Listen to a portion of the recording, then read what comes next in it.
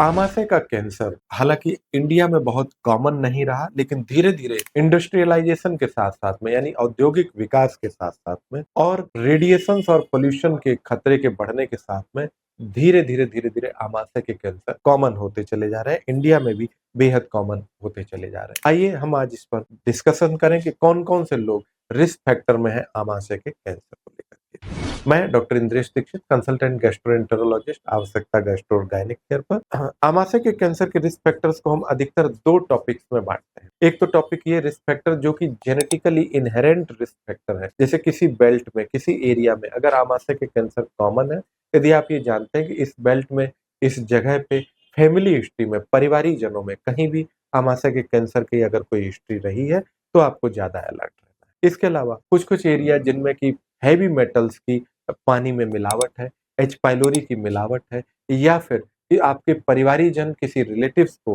पहले आमाशय का कैंसर हुआ है, तो आप पहले से अलर्ट हो जाएँ कि ये आमाशय के कैंसर के लिए प्रोन है, सिम्पटम्स होने से तुरंत अलर्ट। एक्वायर्ड कारणों की यानी कि जो जीवन में हमारी गलती या प्रदूषण की गलती या हम वातावरणीय जो बदलाव हैं, उनकी वजह से होने वाले कारण हैं, उनको हम कहते हैं एक्वायर्ड कारण आमाशय के कैंसर के। तो ये क्या-क्या हो सकते हैं? एक्वायर्ड कारणों की हम बात करें तो सबसे इम्पोर्टेंट है आदतें, एडिक्शन जिसको कहते हैं कि यदि आप स्मोकिंग, अल्कोहल, टोबैको च्यूइंग, पान मसाला, इसके अलावा और भी जो भी आदतें हैं जिनमें गरम-गरम फ्यूम्स अंदर जाती हैं, जैसे कुछ लोग अत्यधिक धुआँ खींचने वाली आदतें करते हैं, जैसे हुक्का वगैरह के एडिक्शंस होते हैं, ये आदतें। इसके अलावा अत्यधिक गरम भोजन करने की आदत, अत्यधिक तला-भुना भोजन करने की आदत, अत्यधिक फ्राई किया हुआ भोजन करने की आदत, और कभी-कभी जिसको हम कहते हैं कि आप एकदम गरम-गरम चीज़ें, जिसको हम कहते हैं कि बहुत ही ज़्यादा गरम-गरम चीज़ें जो आमाशय को एकदम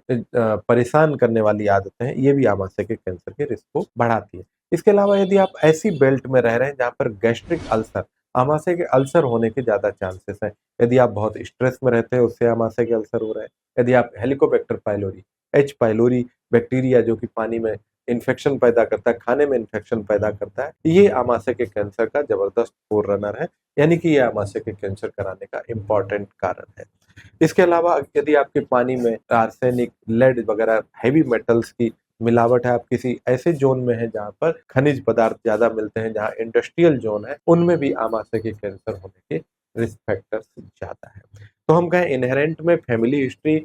आप उस बेल्ट में रहते हैं जहाँ पे आमाशय के कैंसर कॉमन है, या आप जेनेटिकली उस चीज़ के लिए प्रीडिस्पोज्ड हैं, तो अलर्ट रहना है। और यदि आप किसी भी एडिक्शन में हैं, खासकर धुएँ से जुड़े हुए एडिक्शन, या हम कहें आप ऐसे ज़ोन में हैं जहाँ पे एच पाइलोरी इन्फेक्शन कॉमन है, जहाँ हेवी मेटल की इन्फेक्शंस कॉमन है, ऐसी बेल्ट में यदि आप रहे हैं और आपको पहले आमाशय में कभी छाले, बार-बार छाले होने की टेंडेंसी रही है, तो भी आप आमाशय के कैंसर के लिए प्रोन हैं। यदि आप इनमें से किसी भी तरीके की समस्या से किसी भी तरीके के रिस्क फैक्टर से जुड़े हुए हैं, और यदि आप अब किसी समस्या में हैं, जैसे पेट में भारीपन, वजन घटना, उल्टियाँ होना, बार-बार उल्टी में ब्लड आना, इस तरीके की कोई समस्या हो रही है, तो आपको तुरंत अलर्ट हो जाना है और गैस्ट्रोएंटेरोलॉजिस्ट को संपर्क करना है। मैं doctor Indresh Dikshit, consultant gastroenterologist के तौर पर, आवश्यकता गैस्ट्रो और गायनिक केयर पर आपकी इस आमाशय के कैंसर से जुड़े हुए रिस्क फैक्टर्स को पहचानने और उनसे समुचित उपचार, समुचित समाधान देने के लिए उपलब्ध हूँ। कोई समस्या होने से आप मुझे पूछ सकते हैं।